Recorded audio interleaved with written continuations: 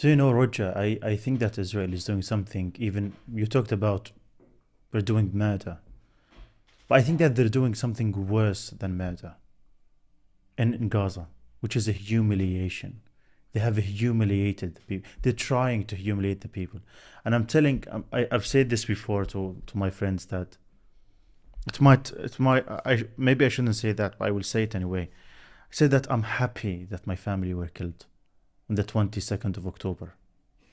Because what happened to people now after that is worse than death. Yeah. You know, I have still one of my sisters who survived the bombing. She has been living a nightmare for 9 months now. Now she and her 7 children have hepatitis B. Have what? Yeah. Hepatitis. Hepatitis B, yeah. Yeah.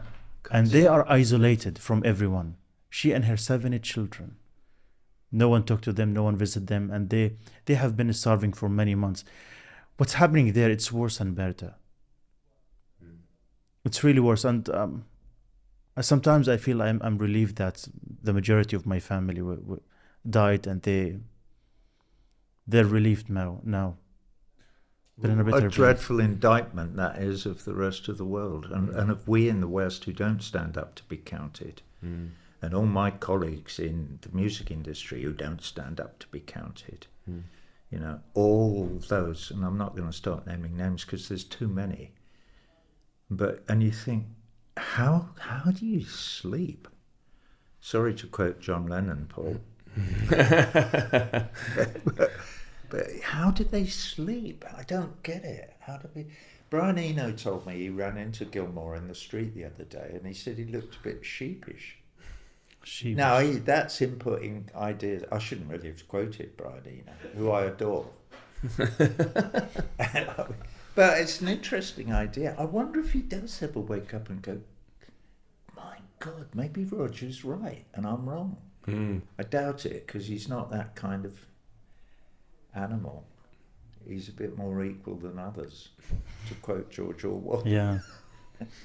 Anyway, let's Some not go animals are there. more Look, equal you've than set me off now.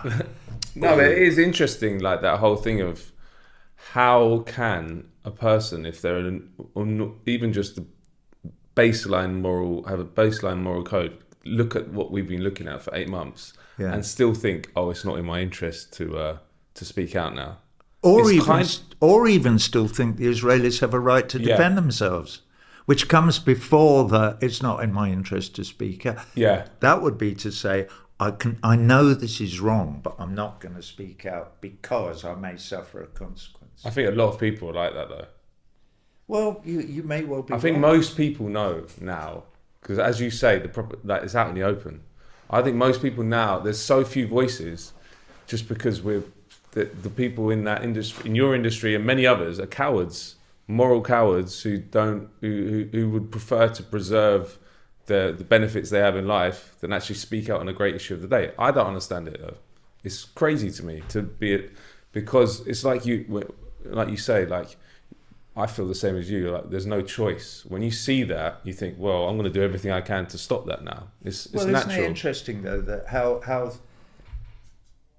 tout ça change, tout c'est la même chose. Back in 1938, Bertelsmann, who were the people I was going to do a record deal with,